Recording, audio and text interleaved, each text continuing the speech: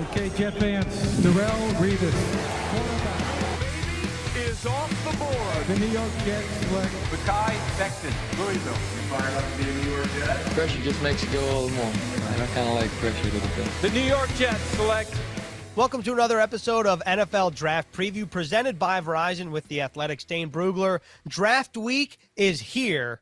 And before we get into a 7-round mock draft that Dane put together, I have to know, a lot of people, I think, in your field, the NFL draft analysts, think or say that this week is like Christmas in April. I feel like it's more like game day in April. What do you think? Is that a fair comparison, or is it really like Christmas in April?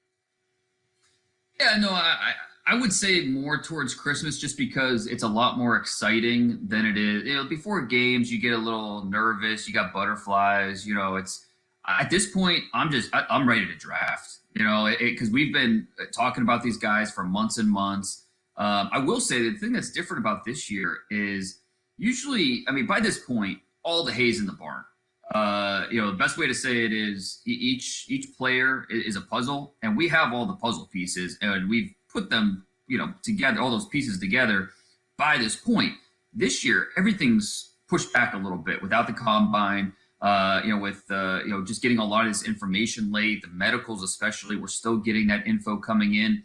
And it's not just us on the outside, some of the teams as well. They're still catching up to the medical information and trying to do these last minute checks. So it's a little later this year with how we normally do things with the process. But nonetheless, it's draft week. It's exciting. Can't wait for Thursday where we can, you know, finally see what happens in the top 10 and digest the picks and understand how it's going to impact each team in the league. So it's going to be a lot of fun. Can't wait. Maybe game day, the comparison there is really for the front offices, where for us, it's like Christmas, but for the general managers and their staffs, it's like game day. Because like you said, this is a year in the making, and they're ready to roll. And, you know, there's obviously some nerve and excitement, but we'll see what happens in just a couple days. Thursday, April 29th, round 1. And Dane and I will break down all the Jets draft picks after the draft. The Jets have 10 picks. We'll see how many players they select on the other side. So let's start in the 7-round mock draft, Dane. Number 2 overall, this pick has not wavered since October. Maybe the team has wavered, but not the pick. Zach Wilson has been the number 2 overall selection. And why do you think that he's the right pick for the Jets at number 2? Well, I mean, obviously, this team needs to upgrade the quarterback position. They were 31st in the league in passing offense. So I don't think no debate there. It needed an upgrade at the quarterback position. And why Zach Wilson? You know, obviously, I think that's something that each evaluator is going to feel a little bit differently about. You know, some really like these other quarterbacks, and I get it. This is a very talent-rich quarterback class. You could make the argument why you would, you know, there's some other quarterbacks that could be the pick here at 2. There are other deserving quarterbacks in this class, but I do think that Zach Wilson is the best fit, especially when you consider the offensive system that's coming to the Jets, Michael LaFleur, calling plays, you know, taking a little bit of influence from Kyle Shanahan, a little bit from, you know, his brother in Green Bay. There's just a lot of different mix of 2 offenses that I think will complement Zach Wilson really, really well. And Zach Wilson, you watch him at BYU, did a little bit of everything from, you know, traditional eye to, you know, more spread to option plays. He can do a little bit of everything, and he's at his best on the move, throwing with accuracy, and he's getting better and better. So Zach Wilson, I think, in this offense is going to be a natural fit. And, you know, it's going to be his job to lose going into training camp. And so we'll see how things play out in August and then September. But for right now, I think it's just about the fit. And Zach Wilson, I think, checks a lot of boxes for what this team's going to be looking for. It feels like Zach Wilson's stock throughout the NFL draft analyst world. Some people have him number 2 quarterback like you. Some people have him, I saw a list recently, number 24 overall prospect. So there's a gap there. Do you think that if this college scouting process were a typical year, the pandemic didn't exist, scouts were able to go out to schools, see Zach Wilson throw live, you think that gap would be lesser, or you think that just because of his physical makeup and the schedule that he played, you think that gap would be would be the case in a normal year as well? Yeah, it's tough because there's no doubt about it. This past year has been different for everybody, and with scouts, the way you look at the game, look at these players. Each quarterback had their own set of difficulties, and with Zach Wilson, it was the schedule. And you look at BYU's schedule before the pandemic hit, and it was nothing but Power 5 teams. And after, it was nothing but Group of 5 teams and lower level teams, and there's nothing you can do about that. It is what it is. But I still think we can evaluate these players based on their throws, based on their reads, based on their instincts, the way they move. And so there's plenty of things about Zach Wilson's not a perfect player. He's not he's not without his blemishes and without things about his game that you wish were maybe a little bit better, or things that you have a little bit of concerns about. All these quarterbacks have these things. So, Zach Wilson's no different. This isn't about, the Jets aren't taking Wilson because he's a perfect player, but there's a lot of things that translate to the next level that you can see on his tape. And it comes down to the accuracy. It comes down to his movements, his ability off platform. When things are off schedule, he can create. He has a natural ability in that area. And so it's something that we saw on film. And I think there are several who can't get past the opponents and the competition. And I understand that. In a perfect world, we would have seen Zach Wilson versus, an SEC schedule and, better opponents. But, we can't. And does that mean you don't draft him? No. But it does mean that there's a little bit of faith-based projection there. With Wilson, though, I think you're coming back to, things that you prioritize at the quarterback position with, the spontaneous decision-making, the natural accuracy, and the movement skills. Those three things right there are a great foundation for a quarterback that you want to develop to be the face of your franchise and to be the guy that's going to help you compete for the division. You answered my next question in your answer. I was going to say, if you were at like a local establishment and somebody was like, I don't like Zach Wilson because he of the lesser school argument, you made that case. Also, just to point out an in-division example of somebody that didn't play the murderer's row, as you once put it. How about Josh Allen at Wyoming? Yep. Yeah. Yep. I mean, he didn't have, and also, isn't there another side to this where people say, well, he didn't play, against this level of competition? Couldn't you also say, well, what if he played at an SEC school with more talented surrounding cast with receivers, offensive line? I know the BYU offensive line was very good and they put up a lot of points. I just think that there's another side to that coin that's not really often talked about. But regardless, it seems like Zach Wilson's the guy. You're right. I mean, that BYU offense was good. It's good run game, good offensive line, good receivers. But when it's all said and done, how many players from that offense will be drafted in the first 3 rounds aside from Zach Wilson? Probably one. Probably Brady Christensen, the left tackle. Besides that, I don't think any of the offensive linemen. Maybe the center next year. He's a pretty good player, but I don't know that he's going to get the first 3 rounds.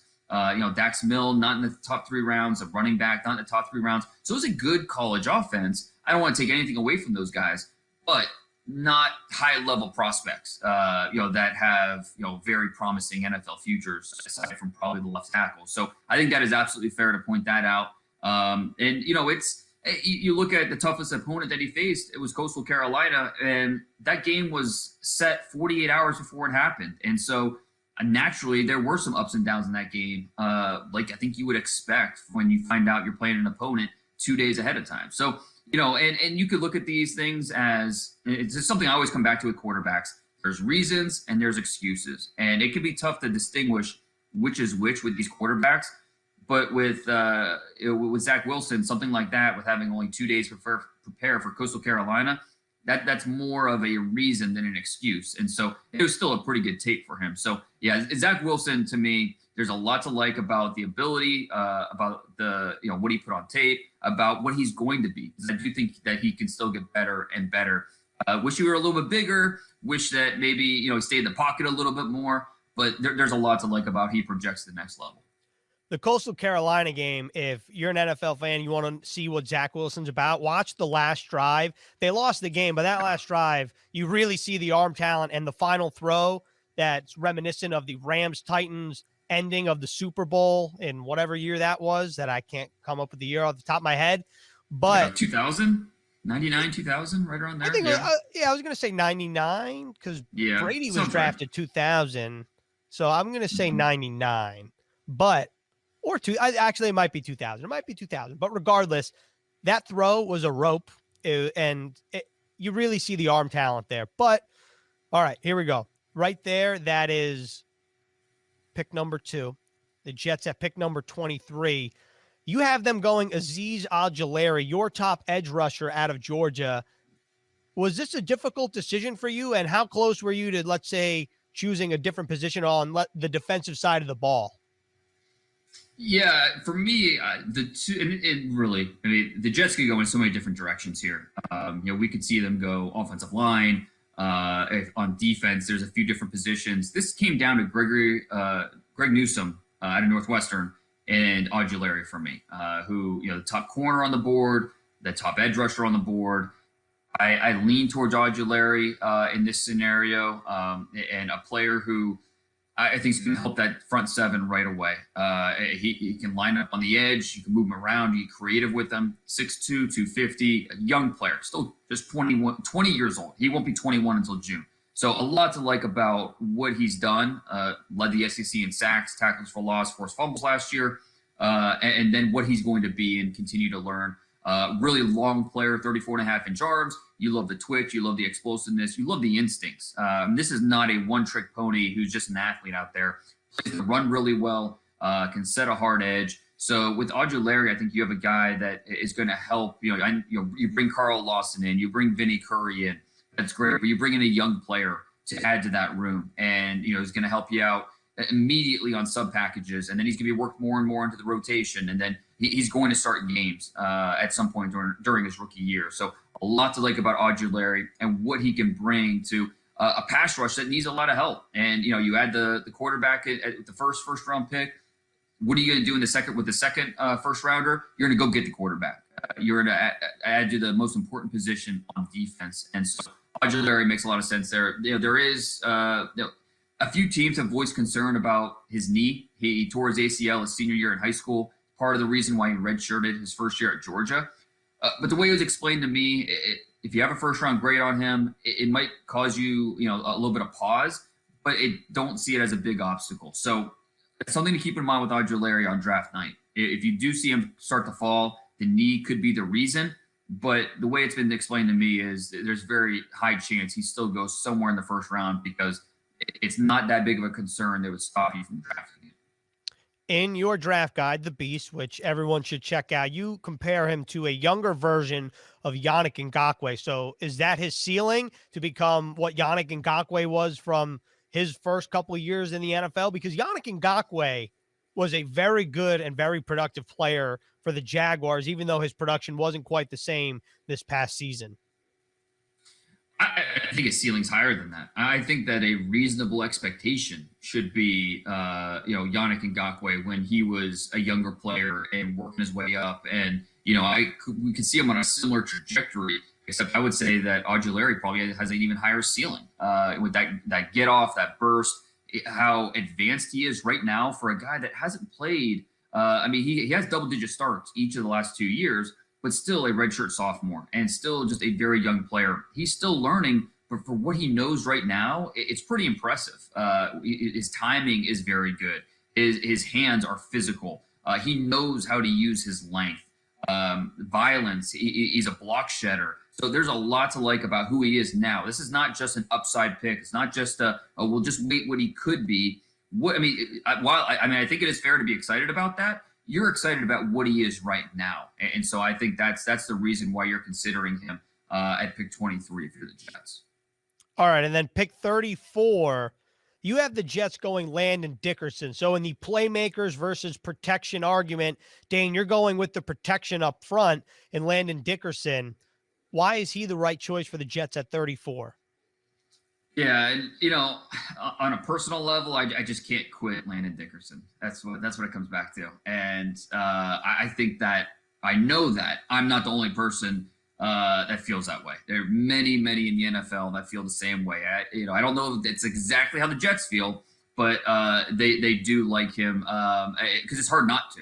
It comes down to the medicals. Are you comfortable with everything that's gone on in the past? His most recent ACL injury, he might not be cleared until August. That's a possibility. So you have to be comfortable with all the medicals, but we're talking about outside the first round, and the value for a player like this, who is maybe the best leader in the draft, a premier talent on the field, quickness, power. He checks a lot of boxes for what you're looking for on the offensive line. The toughness factor is remarkable. He will get banged up, but he plays through it. And so there is a cause for concern in terms of just his body just failing him at some point. But as long as your doctors sign off and say, yeah, 2 thumbs up, go for it, it would be a steal to draft Dickerson in the early portion of the second round. All right. 2-part question here.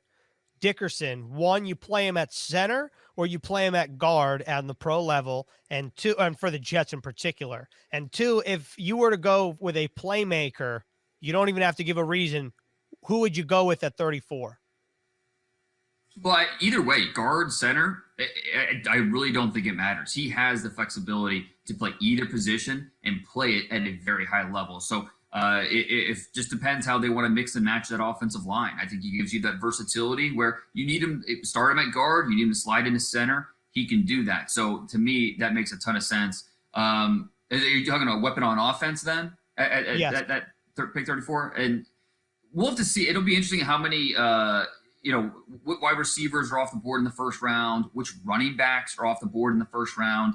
If only one running back goes off the board, say Najee Harris is a first-round pick, is Travis Etienne still there? Javonte Williams? Do you feel comfortable drafting a running back at that point?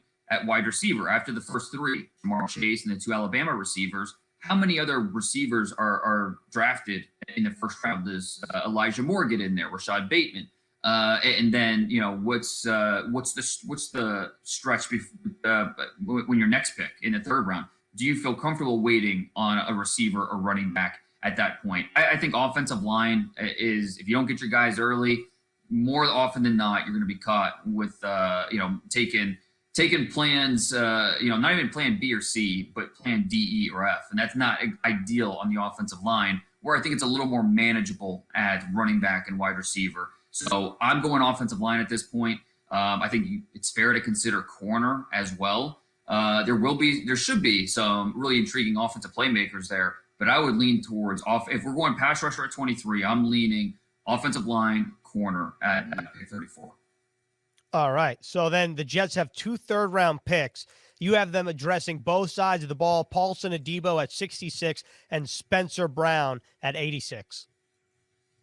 Yeah, and let's talked about corner and how important that is, and let's Robert Saleh. He had some success with a former Stanford corner, both in Seattle and then at San Francisco with Richard Sherman. Paulson Adebo, obviously you're not going to compare him directly to Richard Sherman, but a guy you look at the size, 6'1", 200 pounds. You look at the speed, 4.44 speed in the 40-yard dash. The ball production, outstanding in 2 seasons because he redshirted his first year, then he opted out this past year. So we have 2 seasons of film on Paulson Adebo. He had 38 passes defended in 22 games. That's a remarkable number. 8 interceptions in those games as well. So tall, long, physical athlete. He's opportunistic. He was a high school wide receiver, and you see that with the way he plays the ball. He can locate, attack, and he just goes and gets it.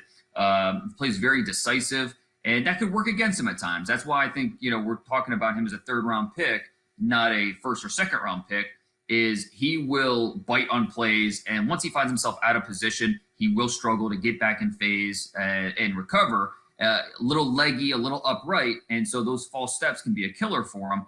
But you look at the foot agility, you look at the size, look at the ball production. Those are the types of traits that you want to gamble on for a player that I think fits what the Jets want to do on defense at corner. I think it fits really well. And then how about Spencer Brown at pick 86? What do you like about him? This is one of my favorite analogies in The Beast. You compared him to a massive oak door. Yeah, that's basically what he is. 6'8", 311. Just a big guy who had a fascinating backstory because he grew up in small town Iowa, played 8-man football. He wasn't even an offensive lineman. He was a tight end and a defensive end. And he was, not playing college football, playing the NFL really wasn't on his radar. But he was all conference in basketball, big time in baseball. Just a do everything kind of sports athlete at the high school level. He no star recruit. He wasn't highly recruited. Goes to Northern Iowa, and he was 225 pounds. They packed on the weight. He transitions from tight end to tackle, and then we saw him start 3 straight years at right tackle. Of course, didn't play this past year because the FCS, they didn't play in the fall, so he opted out. You look at the ability, and he tore up his pro day for a guy that's 311 pounds. Ran a 4.92 in the 40, 6.96 in the 3-cone. I mean, play him. He has the athleticism to do it. Why not? But he is a developmental right tackle. He needs to learn how to use, understand how to use his frame, sit in a stance, create a strong anchor. But the athleticism, the length, the competitive toughness that he has, he is the ideal right tackle developmental type of prospect that you get him in, the mid to later portion of round 3. And, he sits for a year and he's ready to start for you going into the 2022 season. I still love the massive oak door reference. That's one of my favorites. I forgot about that. That's pretty good. I like that. And also, just in my mind, I'm thinking about a 6'7", 363-pound left tackle and a 6'8", 311-pound right tackle. That's pretty hard to get around those bookend guys. So better luck on the inside if that ended up being the case in 2022, let's say. So the Jets in round 4, they're at the top 107. You have them going Michael Carter, who's basically, I'm going to re-say that. Michael Carter is UNC's leading rusher, and Javonte Williams is the highly touted prospect. Why do you like Michael Carter for the Jets? Yeah, I think that when you look at what he would bring to the offense, he's a problem-solving back with his shiftiness, his short area quickness. He can create, and I think what you love about Michael Carter is he's not role specific. Some of these guys that are a little undersized, you have to put them in a specific role. Not Michael Carter. You want him to play on third downs, he can do that. You want him to run some routes, he can do that. You want him to stay home and pass protect, he can do that. Now, he obviously doesn't have the best anchor. He can be moved, but toughness and technique, it's there as a blocker. And so you're encouraged by the fact that you can leave him on the field in any situation, and he's not going to hurt you out there. You watch him at North Carolina, you see zone, you see gap. I think it translates to how he would be used in the Jets' new offense. He does a great job of understanding where the holes are coming from, what the blocks are doing. He's patient where he's allowing those blocks to develop, but then he also has that burst and the vision to hit them with timing. So not a guy that's going to run overly heavy. He doesn't have, the run power where he's going to break a lot of tackles up the middle, but a guy with the vision, the feel, the lateral agility. I comped him to a lesser version of a Dalvin Cook. And so you're getting that in the early 4th round. I love the fit, and I love the value at that point in the draft. And if the Jets are going to approach their running back by committee, why not add another horse to the stable of Michael Carter? Then you'd have Carter, Michael Pirine, Kevin Coleman, Ty Johnson, Josh Adams. The list goes on. So we'll see what happens. One, in fact, if the Jets do that approach, or 2, if they want more of a lead horse. That's to be determined.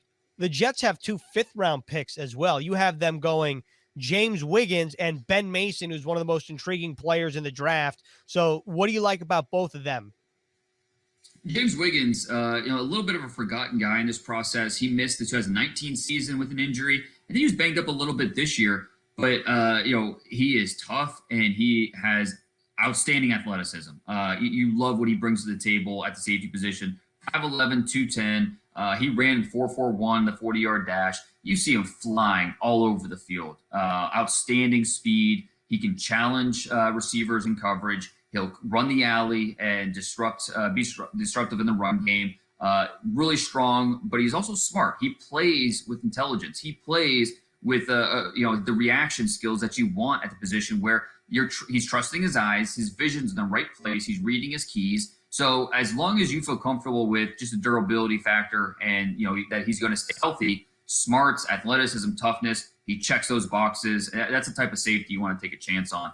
And then Ben Mason, who we've talked about before, maybe that Kyle Juszczyk role with what we saw in San Francisco, maybe he can do that. He's the top fullback in this year's draft, 6'3", 246 pounds, versatile enough where he was used as a defensive lineman his junior year at Michigan. This is the type of guy you just want to get him on the field. So special teams, on offense, he's going to be able to impact this team in different ways. And he's just going to be a type of guy you want to get out there because of the toughness, because of the versatility that he offers. I think he would be in the 5th round. He would make some sense for the way that this offense ideally would like to run. You compared him to the way Patrick Ricard is used in Baltimore. I think that's great. And I want to say this about Mason. I think when a lot of people watching this or listening to this will say, Ben Mason, Kyle Juszczyk, that's a great match. Can you just pump the brakes for a minute here and describe how special of a player Kyle Juszczyk is and what's a realistic expectation from Ben Mason out of the gate if he were to be selected by the Jets? Yeah, I think it's important to note that we're comparing Ben Mason to the role and not necessarily the player, Kyle Juszczyk. Because Kyle Juszczyk, he is very unique with how he impacts the 49ers offense with his talent. As a receiver, very, very natural, where with Ben Mason, not that he's not a natural receiver, but he wasn't used that way a lot by Michigan. He had a total of 3 catches in his career. But when he was targeted, he did a nice job. And so he just wasn't used in that way, but you think that he could be. So stylistically, there are some comparisons there. The role that maybe you want to run, I think he'd be a worthy player to plug in there and see if he can handle those duties. But Kyle Juszczyk, yeah, he is a Pro Bowl type of fullback, type of tight end in that specific scheme. And it'd be a pretty high bar to come in and fill that and be that impact the game up to that level of a Kyle Juszczyk. So let's wrap up this mock draft with a pair of 6th-round picks, Isaiah McDuffie and Dax Milne. Why are they the right 2 players for the Jets to round out their mock draft? Well, we want to add more depth at linebacker on the depth chart. We're still kind of working through what that's going to look like. And I think at this point in the draft, in the 6th round, Isaiah McDuffie makes sense for a guy that you want to maybe roll the dice on at that point in the draft because his speed. He can play all over the field. You can see him drop in coverage. You can see him blitz. Not the biggest guy, 6'1 1/4", 227 pounds, but the play speed and the motor, that's what you're betting on. And the BC coaches, they back that up. They say right attitude, the makeup, the instincts, that's what you want to hear from his former coaches. So the toughness, the speed, the motor, those are the type of guys that on special teams are going to make plays. On defense, if you can get them right so they're running in space and they're not asked to necessarily be an inside banger where they're going to have to take on blocks and shed and, just let them be in space. Let them be that run and hit linebacker. I think Isaiah McDuffie makes sense. And then Dax Milne, he's a very reliable player. And obviously the Zach Wilson connection, can't just gloss over that part of it and how that would be a natural fit. Add him to this offense, and maybe he's your future slot receiver. But Dax Milne, in his own right, is a good player. I mean, quicker than fast, a guy that can create on his own. There's some Hunter Renfrow to his game with the way he attacks space, finds those open zones, and then he just catches everything. He's got those clamp hands where tracks the ball really, really well, and he's got the toughness to finish. And so, yeah, there's a connection there with Zach Wilson and what those 2 did this past year.